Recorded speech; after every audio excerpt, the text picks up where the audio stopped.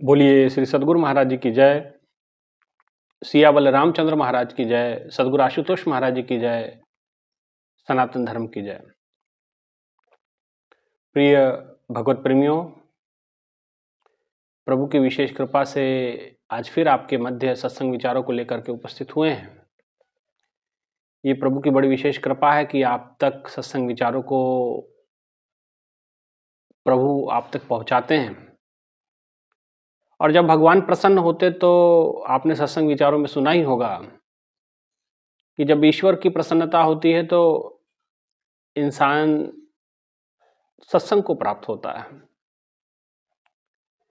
जैसे जब कहा जाता है कि दुनिया लोगों को चुनती है, नेताओं को चुनती है, तो वो संसद भवन जाते हैं, कोई विधानसभा जाता है, कोई राज्यसभा जाता है, कोई कहीं जाता है, लेकिन जिसे भगवान चुनते हैं वो सत्संग में जाता है, सत्संग को प्राप्त हो पाता है। तो इसलिए आप वो प्यारे लोग हैं जिन पे भगवान की बड़ी विशेष कृपा अनुकंपा है कि आप सत्संग को नियमित सुनते हैं। क्योंकि अभी पिछले 20 दिन से हमने वीडियो नहीं डाली तो बड़े लोगों ने मैसेज किए कि स्वामी जी सत्संग नहीं आ रहा। मैंने कहा कि कोई कारण नहीं आ रहा, थोड़ा मोबाइल कैमरे की प्रॉब्लम है और मोबाइल बड़ा पुराना हो गया है, तो अब जो है जब आएगा ना तब हम डालेंगे। तो उनको मैंने कहा कि आप पुराने जो सत्संग है उनको सुने, उनको रिपीट करें, क्योंकि हम अपने समय में जब सत्संग सुना करते थे, जब हम गुरु महाराज जी से जुड़े थे, तो एक ही सत्संग को कई कई बार रिपीट करके सुनते थे, रोज सुनते थे, ताकि वो हमारे जहन में बस जाए, बैठ जाए।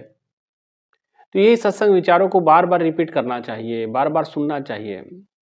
रामकृष्ण परमहंस जी जब हम सत्संग करते थे तो रामकृष्ण परमहंस जी अक्सर एक ही बात दोहराते थे, बड़े भाग मानुष तन पावा, बड़े भाग मानुष तन पावा। तो अक्सर जो सुनने वाले लोग श्रोतागण होते थे वो उनसे यही पूछते थे कि गुरुजी आप एक ही बात बड़े भाग मानुष तन पावा, इसके आगे भी तो कुछ सुनाइए आप। तो रामकृष्ण परमहंस जी कहते थे कि बच्चों एक बात बताओ, ये समझ में आ गई ये जो लाइन मैंने कही, बड़े भाग मानुष तन पावा? अगर समझ में आ गई, जीवन में उतर गई, तो इसके आगे मैं पहुंचूं, उसके आगे मैं चढ़ूं? पहले यही लाइन तो आप उतार लीजिए। तो कहने का मतलब सत्संग विचारों को आप जब तक ग्रहण नहीं करते हैं, बार बार सुन करके वो आपके मन के ऊपर जब तक वो प्रभाव नहीं डालते हैं, तब तक कहते हैं कि सत्संग विचारों का लाभ आनंद आप उठा नहीं पाते हैं। ये बात अलग है कि आते हैं तो पुण्य प्राप्त हो जाता है, ये सत्संग की महिमा है, ये सत्संग की विशालता है।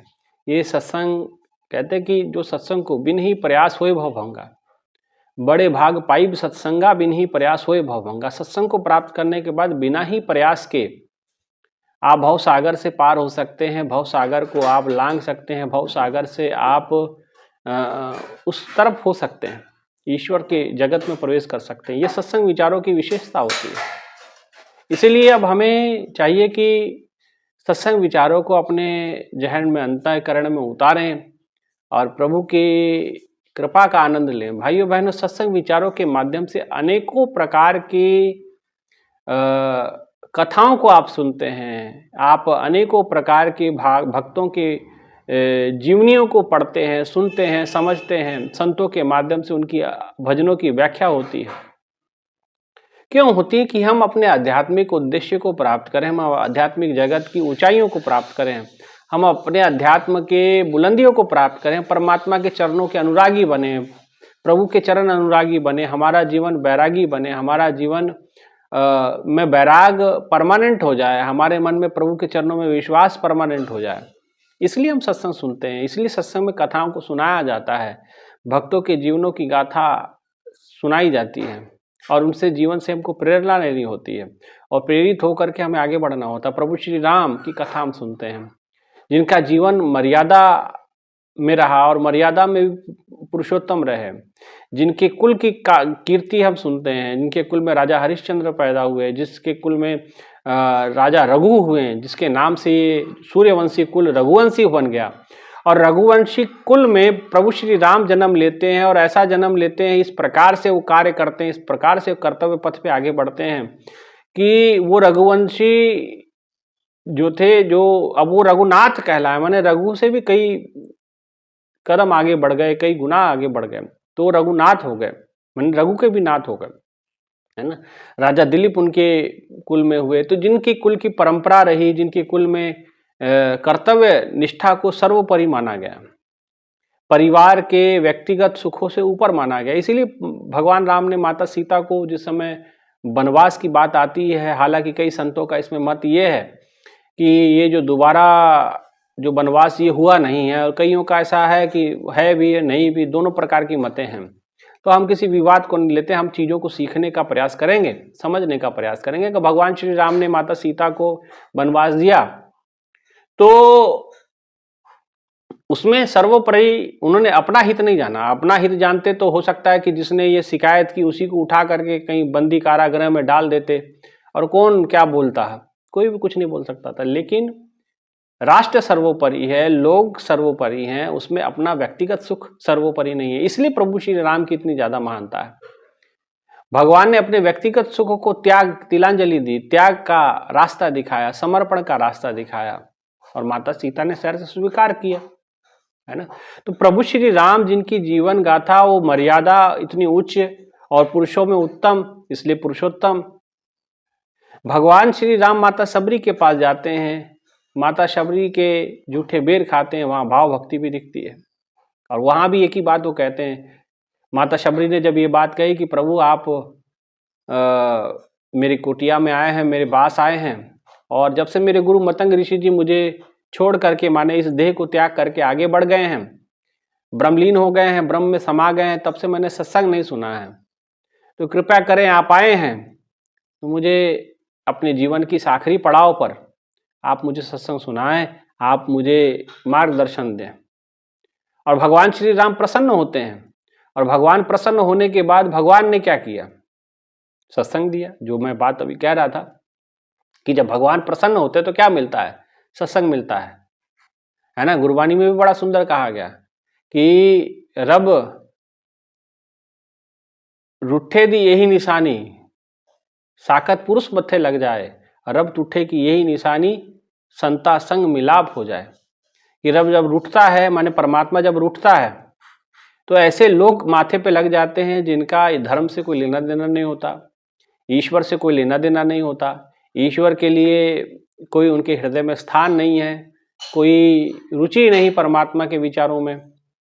लेकिन जब रब प्रसन्न हो जाता है, ईश्वर जब प्रसन्नता को प्राप्त होता है, तो संतो संग मिलाप हो जाता है। प्रभु श्री राम इस बात को सिद्ध करते हैं, और वो कहते हैं प्रथम भक्ति संतन कर संगा, माने भगवान जब प्रथम कृपा करते हैं, माने भगवान की जब विशेष कृपा होती है तो संतन कर संगा। एक तो उन्होंने आदेश दिया कि पहली भक्ति क्या है कि संतों का संग करो। वो क्यों कहे कि संतों का संग करने से ही प्रभु की प्राप्ति के लिए आपका जो मार्ग है वो प्रशस्त होगा, आप जो है प्रभु के मार्ग के ऊपर आगे बढ़ पाएंगे, प्रभु के मार्ग की ओर आप पहला कदम बढ़ाएंगे। प्रथम भक्ति संतन कर संग का, संतों का संग करना पड़ेगा, संतों के साथ जुड़ना पड़ेगा। संत भी कैसे, पूर्ण संत, बातों के संत नहीं, लच्छेदार भाषण देने वाले संत नहीं, इधर उधर की तमाम बातें कर कुरा के मन बहलाने वाले संत नहीं चाहिए, झूठ मस्करी जाना, झूठ बोलने वाले, मस्करी करने वाले, ओझा सोखा, इस प्रकार के गुरु नहीं चाहिए, है ना। ये निषिद्ध गुरु में आते हैं। इसलिए ऐसा गुरु चाहिए जो आप मुकत मोहे तारे, जो आप भी मुक्त है और मुझे भी तारने का सामर्थ्य जिसमें रखता है। गुरबानी कहती है ऐसा जैसा सतगुरु सुनीदा तैसो ही मैं डीठ, कि जैसे सतगुरु के बारे में हमने सुना था, जैसे संत के बारे में हमने सुना था, वैसा मुझे मिला, वैसा मैंने प्राप्त किया। तो हमें भी संत चाहिए। प्रथम भक्ति राम जी के अनुसार अगर इन बातों को हम समझे तो राम जी कहते हैं प्रथम भक्ति संतन कर संगत, संत चाहिए। पर संत कौन से चाहिए, जो गेरुआ वस्त्र पहन ले, लंबी लंबी जटाएं हो, जिनके लंबे लंबे बाल हो, लंबे लंबे नख हो जाए, हैं, तो उसे संत थोड़ी क्या, ये बाहरी वेशभूषा को संत थोड़ी कहा गया। कोई नग्न रहता हो तो उसे संत नहीं कहा गया। संत का मतलब जिसने साध लिया अपने आप को, जिसने परमात्मा में जो स्थित हो गया, आप मुक्त, जो खुद मुक्त है, मोहे तारे और मुझे तार सकता है।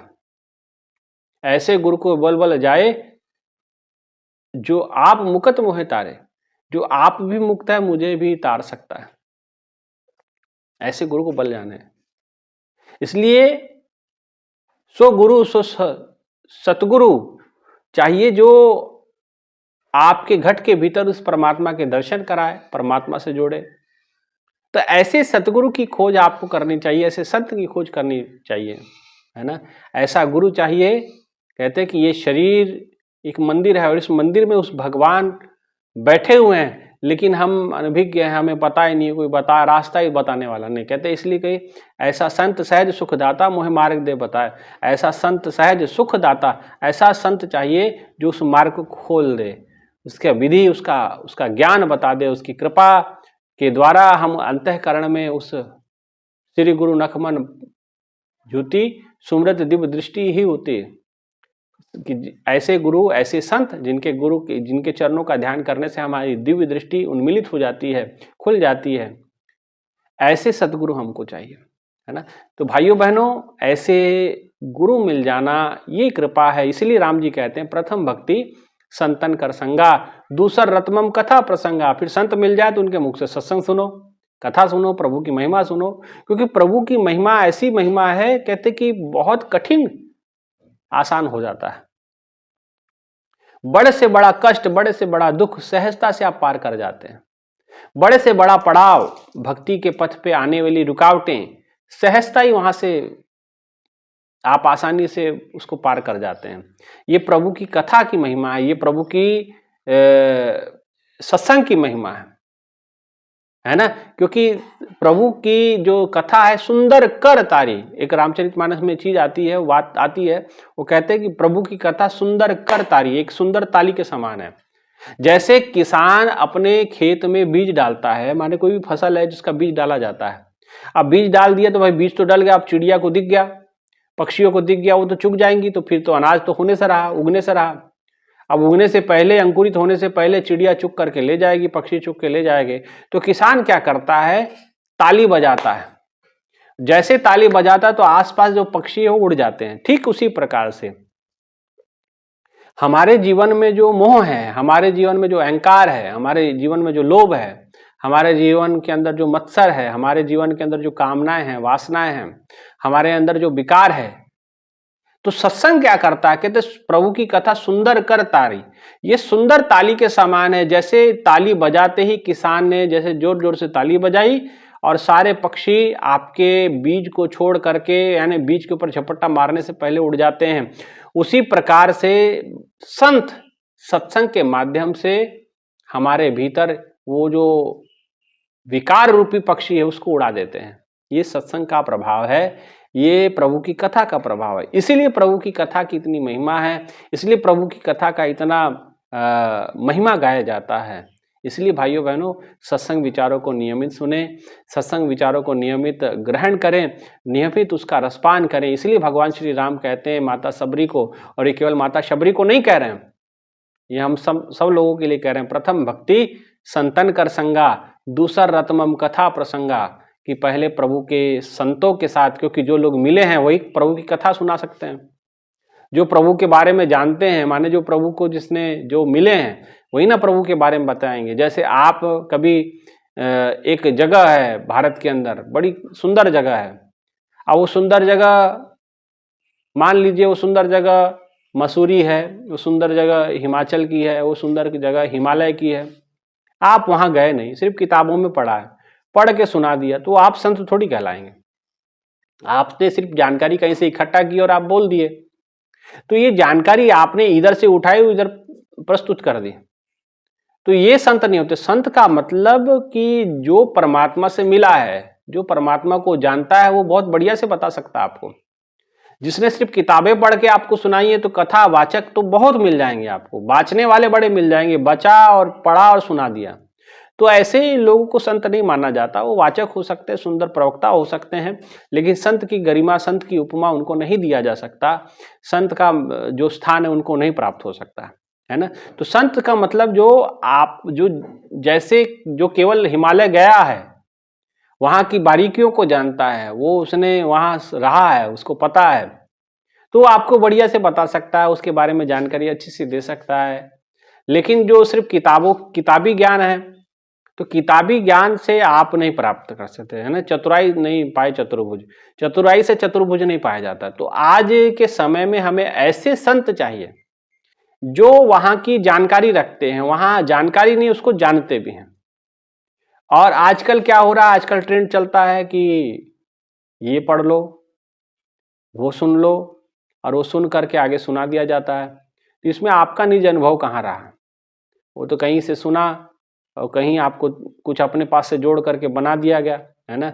तो कहा जाता है ना, कहावत कहते हैं उत्तर प्रदेश में, कहीं का ईंट और कहीं का रोड़ा, भानुमति ने कुनबा जोड़ा। जैसे भानुमति दुर्योधन की पत्नी थी, सब परिवार तो सारा मर मुरा गया युद्ध के अंदर, तो भानुमति ने कुनबा कैसे इकट्ठा किया? तो कहीं से ईंट कहीं से रोड़ा, ऐसा इकट्ठा करके बेचारी ने अपना परिवार, उसकी मजबूरी हो सकती है, लेकिन एक कहावत बनी है ना। तो ऐसे आज के लोग हो चुके हैं, आजकल का संत हो चुके हैं, वो कहीं से कुछ इकट्ठा करते हैं, कहीं से कुछ इकट्ठा करते हैं और आकर के आगे पेश कर देते हैं। हमको लगता है कि भाई वो हो गया काम। अरे भाई, ये संत का पहचान थोड़ी है, संत के लक्षण थोड़ी है। संत संग अंतर प्रभु डीठा, नाम प्रभु का नागा मीठा। संत का संग करोगे तो अंदर में प्रभु के दर्शन होंगे, अंतर में परमात्मा की प्राप्ति का मार्ग वो बताएंगे, परमात्मा की प्राप्त करने का तरीका समझाएंगे। लेकिन अब वो चीज नहीं हो पा रही है ना।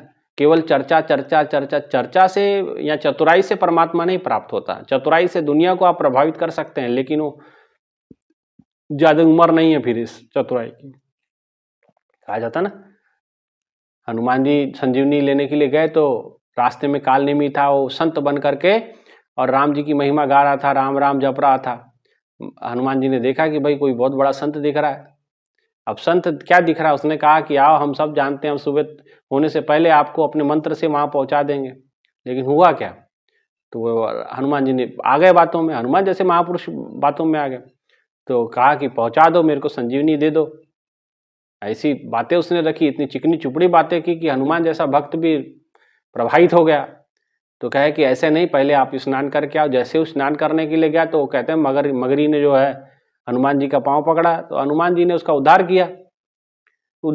तो उसने बताया कि देखो ये आदमी गलत है, ठीक नहीं है।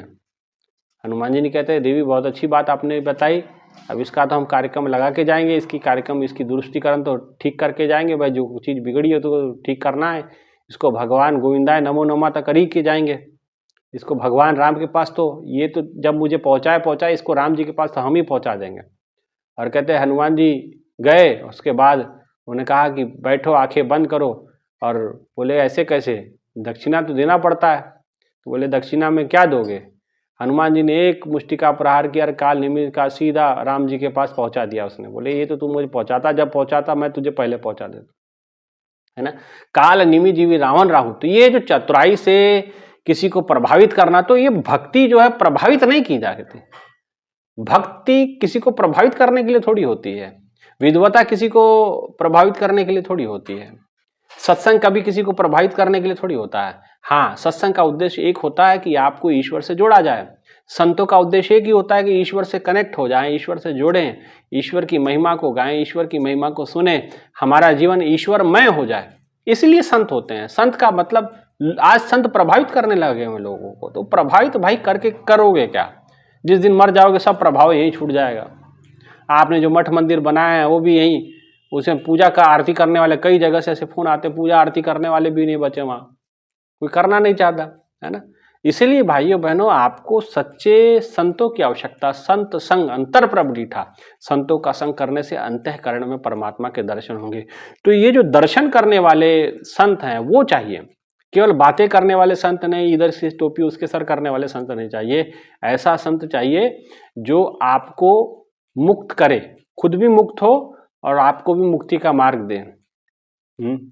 इसलिए कहा ऐसे गुरु को बल बल जाए, जो आप मुकत मोहे तारे, जो आप भी मुक्त है मुझे भी तारने की सामर्थ्य रखता है। इसलिए ऐसे गुरु को बल बल जाना चाहिए, ऐसे सदगुरु को बल बल जाना चाहिए। ठीक है ना भाइयों बहनों। इसलिए ऐसे गुरु की खोज करें, ऐसे संतों की खोज करें जो मुक्त हो और आपको हमको भी मुक्ति का रास्ता दे सके। हमें तो मिले हैं संत आशुतोष महाराज जी, गुरुदेव आशुतोष महाराज जी, इनकी कृपा से इन्होंने तो मुक्त रहे, हमको भी मुक्त करने का रास्ता उन्होंने बता दिया, अंतःकरण का रास्ता बता दिया, है ना। इसलिए आप भी प्राप्त कर सकते हैं उस ब्रह्म ज्ञान के द्वारा, आप भी वो मुक्ति के मार्ग को प्राप्त कर सकते हैं। किसी को चाहिए तो जरूर आप संपर्क हमसे कर सकते हैं।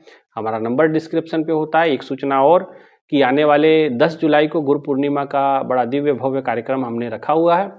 और इस प्रोग्राम में जो आसपास के क्षेत्र है के लोग हैं वो तो बिल्कुल पहुँचेंगे, जो लोग दूर दराज में हैं। तो अगर आप भी इस कार्यक्रम में, क्योंकि भोजन भंडारा होगा, दूर दूर दराज से लोग आएंगे, तो उसमें आप जो भी सहयोग कर सकते हैं धन के रूप में तो आप जरूर करें।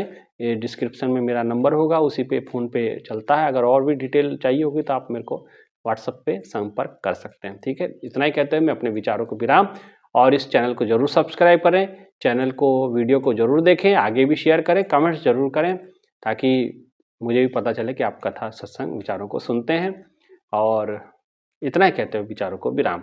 बोलिए श्री सद्गुरु महाराज जी की जय, सच्चे दरबार की जय, उमापति महादेव की जय, गुरुदेव आशुतोष महाराज जी की जय। धन्यवाद।